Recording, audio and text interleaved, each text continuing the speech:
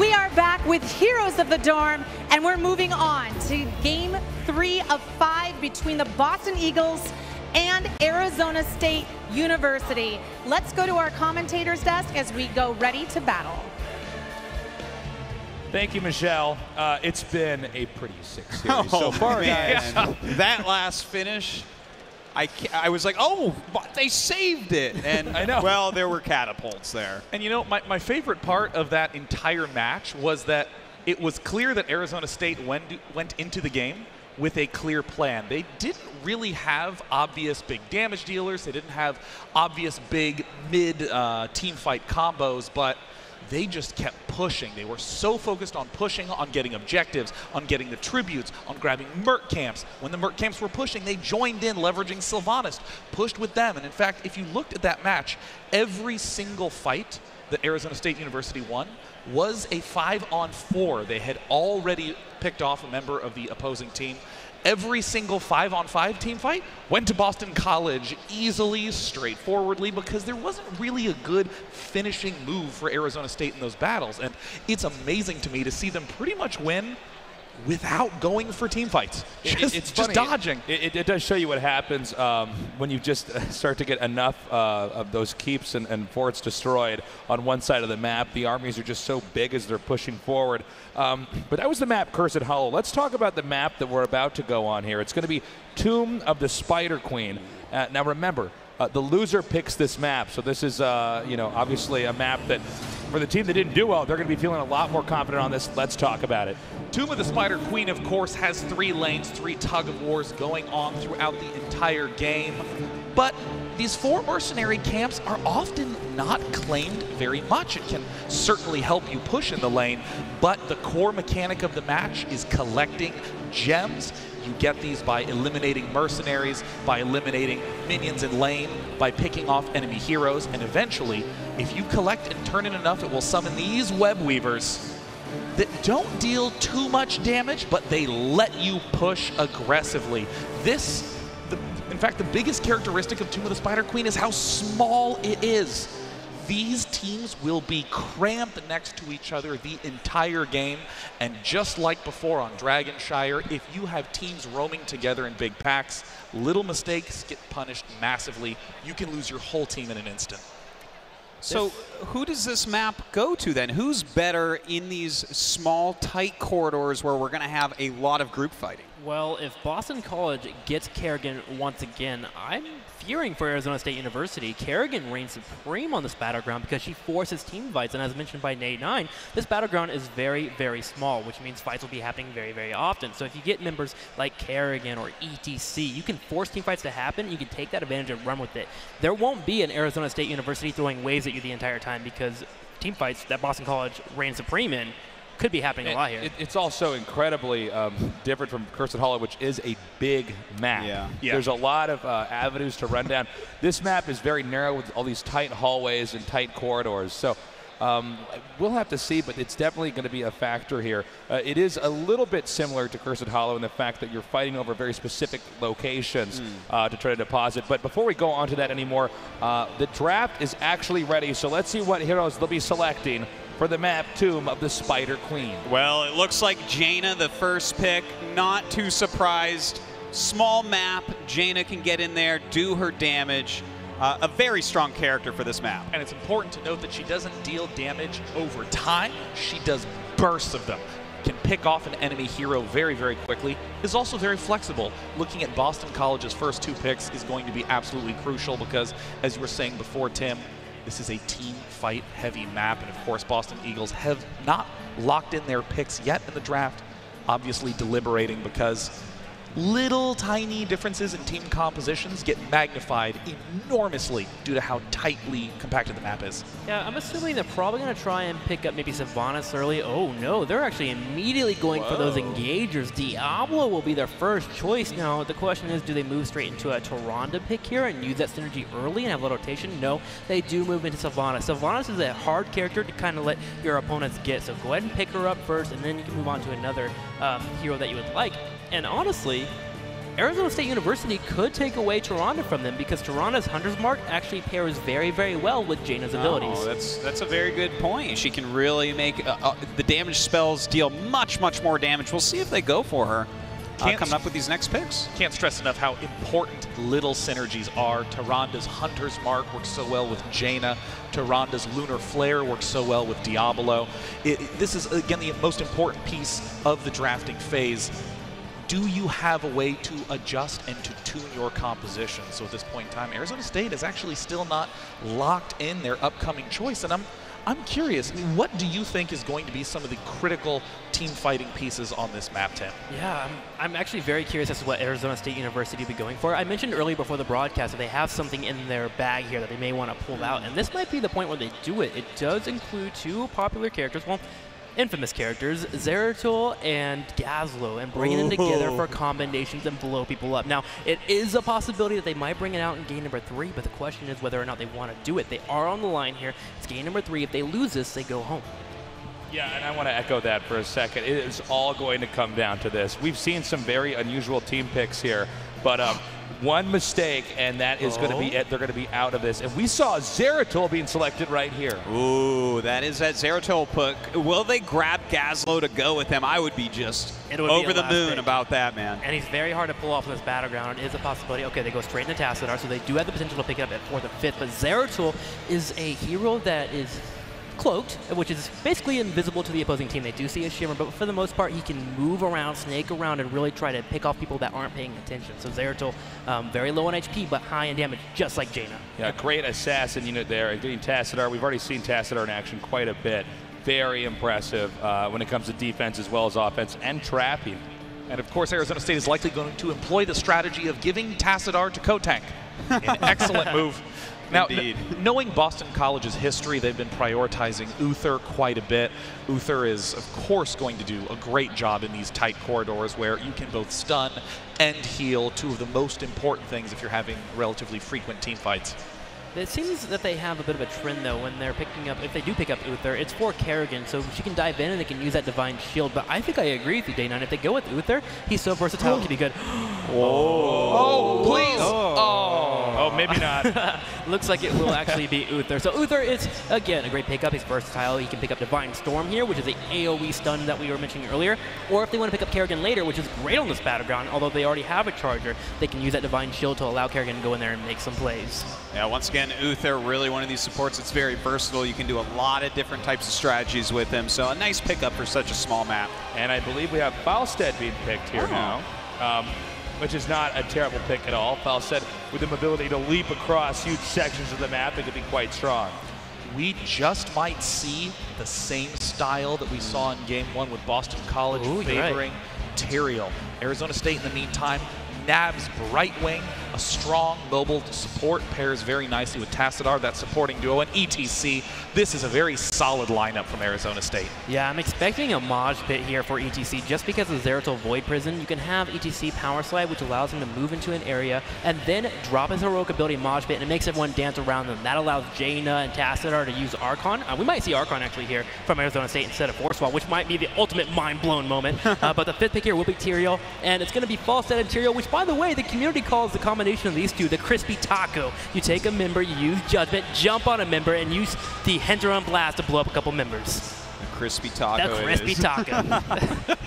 Guys, it looks like game number 3 is ready. It's going to be on the map. Tomb of the Spider Queen. Let's make some noise and get this going. One of these two teams is going to go on to the finals and be very close to becoming the heroes of the dorm. Okay, on the very far left, the blue team currently tied 1-1. Masters at picking off members and winning team fights. It's going to be Boston College, also known as the Boston Eagles. On the very far right, Arizona State, also known as the Dream Team, holding on for their lives here to try and make it and move into the grand finals. It will be Arizona State. All right, we're gonna see, will we see a team fight here in the beginning, early on? We do have Kotank going ahead, checking where everyone is with his trait. Both teams kind of grouped up right now. Yeah, you want to be very careful. Early on in Heroes of the Storm, nobody has a lot of hit points because they're all obviously very low levels. So when you get in a situation like that, you want to be as careful as possible, because if you get picked off early on, that's a lot of extra experience. It's basically for free for the opposing team. So you're going to see a lot of aggression back and forth in the middle lane. Mostly from here, actually. Let's head to the middle lane once again, as you're going to see Diablo here, Semi-Q potentially be the engager. Fabs will fall up into a stun, and it's all a matter of who is actually in that lane to bring the damage in. So watch for these two to roam around a lot. Let's go ahead and take a look at the big map here for a second, if we can. It's been pretty interesting so far to see how this map is structured and how they're engaging on it. As you can see, all three of the lanes are very close to each other, so it's very difficult. Hold on. We actually are about to have a battle right here. And we're going to kick this off with some action right at the start here with Uther in a lot of trouble. Fabs taking a lot of damage. He does end up falling. Some really nice moves there by Melkor on ETC, helping to get that takedown. That was a quick display of how fast fights can turn around if you do not get a takedown very quickly. AK Face was in trouble, and all 5 members, well 4 members, showed up here for Arizona State University and turned it on Boston College. You got to make sure when you go in for a takedown, you secure it and you back up, or you could be picked off. Looks like right now we do have Apollo in the center here, trying to push back Melkor. Fam coming up, and we do have Michael Udall actually sitting down just below, ready to pounce at any moment. His prime target here is Apollo. That's the one he wants to pick up. He can't really get rid of Semi-Q or Fabs at the moment. They're a little bit too durable in terms of health, so you're going to see him charging around. But right now, Fabs and Semi-Q are doing a good job of protecting that tender hero right now. And watch throughout the entire game. That'll be a theme. They got to make sure that we don't have Mike Rudolph come in for a takedown. Oh, look at this. We do have a polymorph going down on King Plato. King Plato does get away, though, with that great escape on Sylvanas. Yeah, it's still anybody's game right now. Keep in mind that pretty soon here we're going to get to the phase where they're collecting gems here to deposit and trying to turn back in to the Spider Queen, because that's really where you're going to be able to push a lane. And with a map structured such as this, it's pretty tough to effectively hold off any strong, tough lane pushes such as that. This is an interesting lane here. We have Mate versus Kotank over here. Kotank actually wins this a little bit, but Mate, if he can get on top of Kotank, can bring the damage. However, this weird shield. This will be a weird heavyweight fight between these two players, so we're not going to be seeing that too much. We're going to see the aggression down here in the bottom left. It looks like a bold play here from Boston College to grab the Mercs, and Fabs is picked off. Wow, that is already the second time Fabs has gone down in this game. He's really got to be a bit more careful. And nicely done. They're taking the bruisers, and you can see immediately escaping out here. It looks like they might want to push back, regrouping into the middle here since the bruisers have to be dealt with. This also might be a good time to deposit some gems. Yeah, it certainly could be, and in fact, that is exactly what they do, turning in their gems. So far, they have 26 out of 50. Whereas we have BC with 0 out of 50. So if they just get 24 more, that's going to be a bit of an advantage. Oh, and a nice engage here. Keep in mind that there was 12 gems there on Comet. So if he actually managed to kill him off, he would be able to collect all those gems and put them in.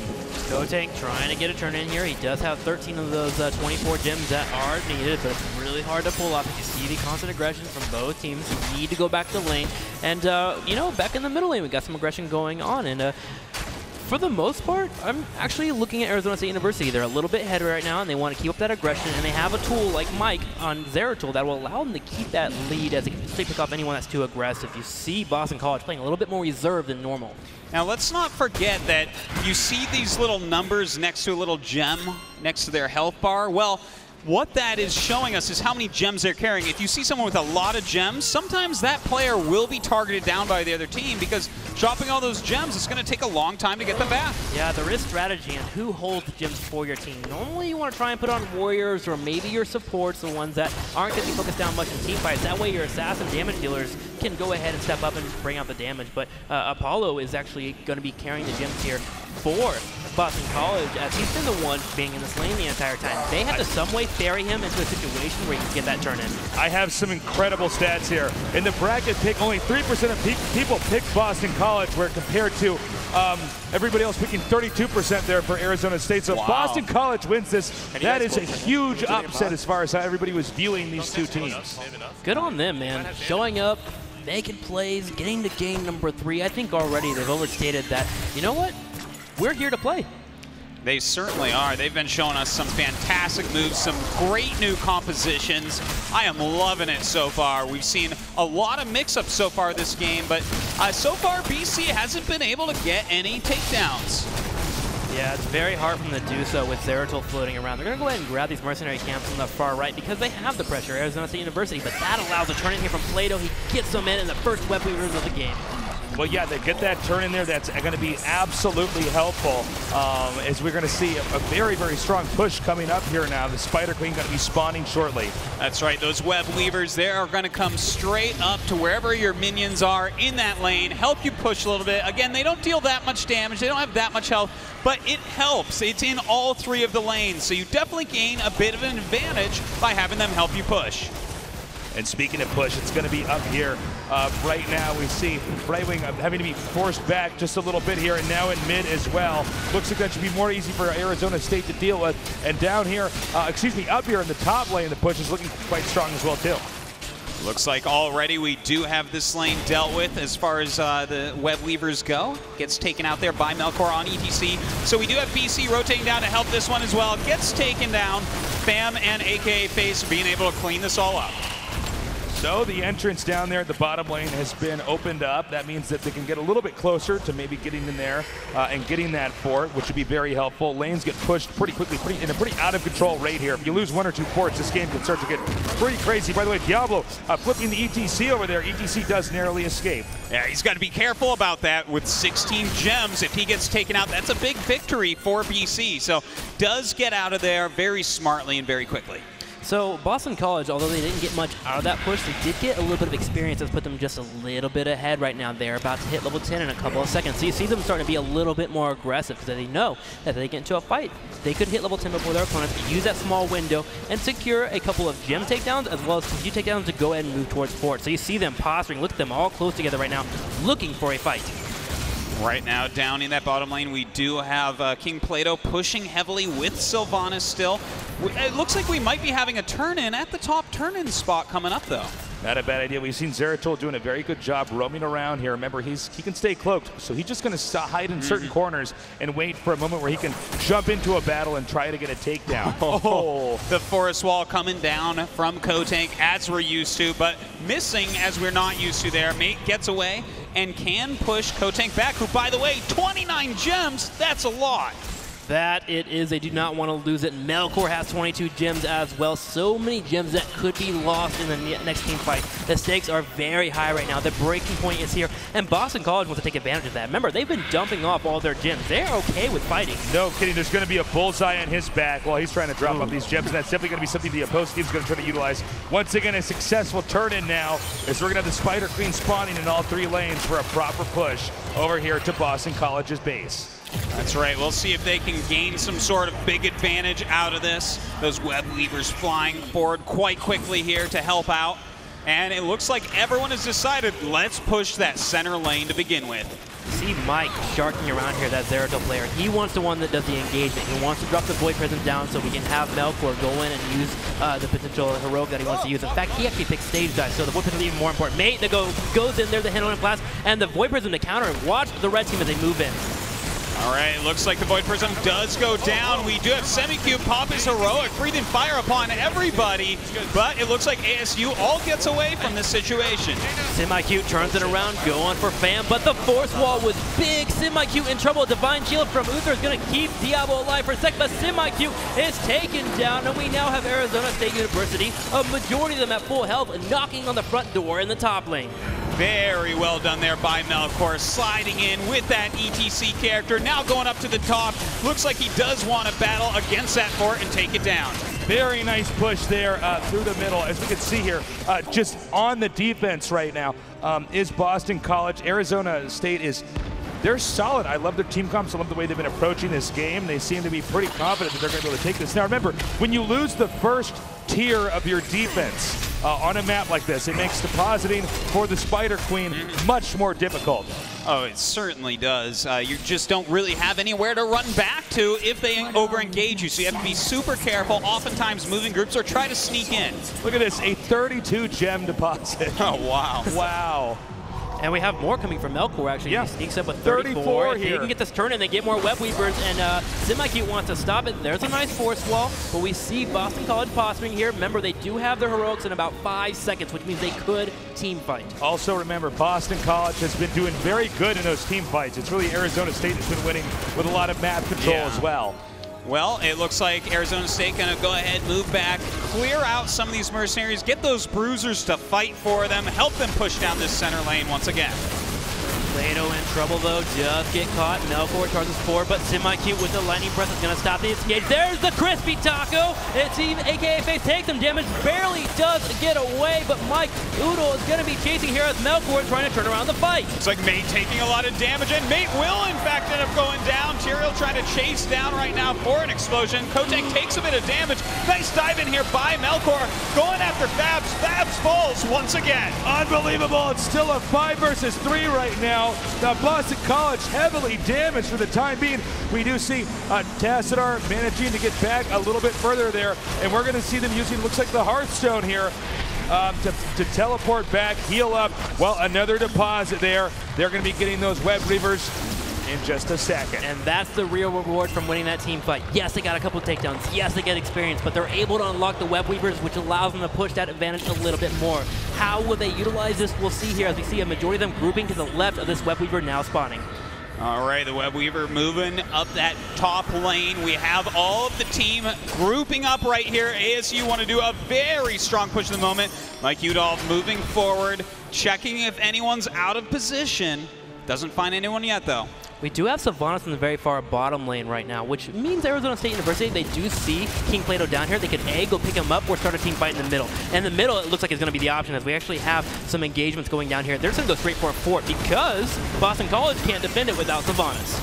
And another nice push through here. As you can see, the start going to go down. Looks like Palestine might be in some trouble. Oh my gosh, Jada raining down so much damage there. Diablo in the back as well. Both Balstead and Diablo do manage to get away, surviving. But what will not survive will be this next layer of defense here for Boston College. That's right, the gate's going down, and that's going to leave their keep open to be attacked. They continue to push forward right now. We do have ETC charging forward. A nice pickoff on Sylvanas. We do have 2 members caught in the Void Prison 2 down the bottom left. They are going to see Semi-Cute use a Lightning Breath, but look at Arizona State University. The coordination, the team communication is perfect as they just walk away from there. Now they fully engage as the majority of the heroics are down for Boston College. They may be able to grab this fountain. Yes, they do. Remember, that will heal the team for Boston College. And with a level or 2-level advantage, Arizona State University is feeling like they're on a couch right now. Their cushions underneath them are feeling great. Well, I tell you, I don't even know what BC is supposed to do to start coming back here. You know, I really have to applaud the patience here from Arizona State. They get in there, they do the damage, and they're not that greedy with it either. What do they do instead of trying to push forward there? They might have been able to do a little bit more. Instead, they head southbound, start to try to get more mercenary camps. They go back with using the Hearthstone to teleport back home to heal up. And that is why Boston College is not really seeing an opportunity to come through here and find an advantage.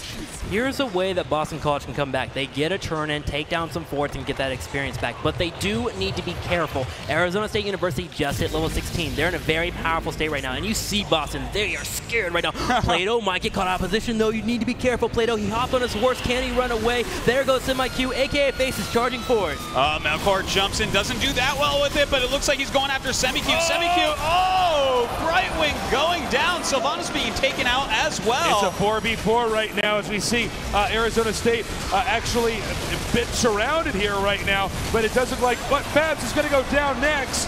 Fam goes down as well. This is still a pretty even fight overall. BC trying to get some more damage in. Nice. Oh, that heroic from Zeratul going down. Watch Melkor. He goes for the power slide. It does miss, but Apollo's still in trouble. Mike trying his best. The members for Boston College do turn around on Mike. He's trying to run away, but maybe Apollo went a little too far. He gets picked off. Mike trying to stay alive. A force wall. Beautiful. Zeratul gets away. He's going to run away. Mike barely saved, and we have another member down here for the Boston College team. 3 members taken out, and Arizona State University barely makes it through that. Oh man, the fact that Mike Udall made it out of there with Zeratul, absolute insanity. Only a couple hit points left to his name. And we do see now Melkor gonna come down, start cleaning things up for his team. I got to say, that was a pretty interesting battle there because there was so much trading on both sides. Had one team fully taken out the other one, this could have snowballed out of control into a victory there for whoever was victorious in that battle. But instead, nice trading. We see back into the action Arizona State and Boston College in mirrored plays right now. They're both going to go for those mercenary camps in the lower center portion of the map. The burden right now is on ASU. They have so many gems available on their heroes. They need to get a turn in. Boston College knows this, but right now, after that last team fight, they've actually evened up the game a little bit. They are one level behind, but they're in a stance right now where they can fight if need be. They're waiting for the heroics to come up. They got a couple of seconds. There they are. They're all up now. So Boston College at any point could start an engagement. Well, BC kind of poking forward right now. A Co-Tank and Fam up on the top, just poking into them, trying to keep them back at the moment. BC continuing to zone out. Yeah, notice the patience of BC right here. They're really hoping for Arizona State to try to overstep their boundaries. The thing is Boston's been patient the entire game. We saw a little bit of life in them in the last battleground, but the patience is not going to pay off for them as we see Arizona State University get a turn in. I want to see Boston College be aggressive. It's where they're in their element. But right now, they seem to be a little bit scared. And I understand they're a level behind, but you have the crispy taco on your side. You've got to utilize it. It's Arizona State really just always completing the battleground objective. Yeah. It's the fact that they're always getting, for instance, the web weavers released out here on the map, and they're just really good at the map control. Is really, I think, what's lending them to what seems to be possibly a victory in this game. Well, right now we do have BC standing behind this gate, guarding their keep area. They really need to take a good engagement coming up. They're still far behind here on experience. The Web Weavers pushing forward, taking a lot of damage. Looks like SemiQ gonna come forward, trying to take out Fam. Oh my God. No, the Void Prism actually stopped the Hendron and Blast. You see it? That's what happened there. Nice job by Mike. May chases down a member though and does get Fam. 2 members taken out for Arizona State University. AKA Face is in trouble as well, and Arizona State for the first time is on the run. However, Mike is trying to chase down Plato in the bottom left corner. We see a lot of the armies just split off from each other here. Another takedown nicely done. Only 3 remaining here for Boston College, and Babs is getting pretty low.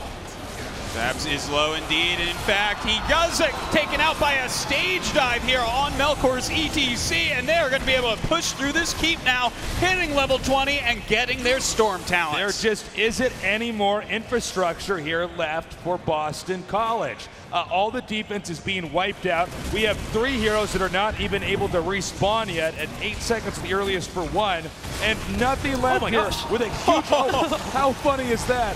Huge lane push here, though, for Boston College. This is game number 3. Could Arizona State University be taking the win? A few members are spawning in about 6 seconds. Mate and SemiQ trying their best to defend. It looks like they will deter them away. We do have Melkor caught out of position, but there's no damage to follow up yet, and Arizona State will be able to get away, and Boston College will be able to live for another team fight. I tell you what. Really smart engagement there. They back up, they regroup.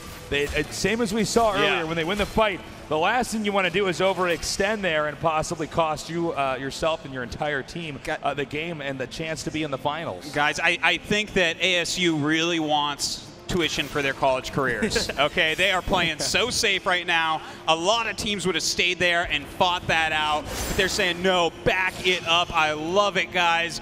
They are really trying to finish this game off professionally.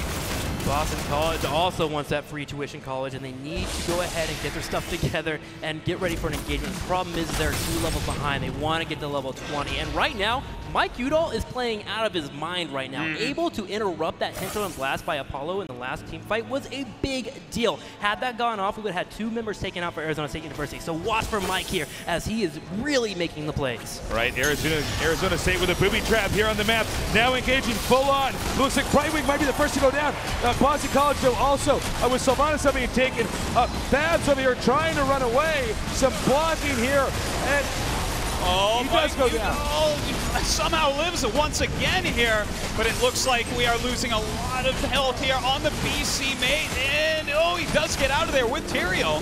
2 members have been taken down, a 3rd in trouble as well. Mate looks like he will get away. 4 members up here for Arizona State. They're keeping up their pressure. Apollo in trouble, taking damage from Mike once again, but they do just enough to barely tie with their teammates. It looks like Arizona State cannot keep pushing here and end the core, and now Boston is closer to level 20 than before. You got to notice too, Arizona State, especially with that Zeratul very low on hit points. A smart move to back up and just go ahead and try to take out the mercenary camps.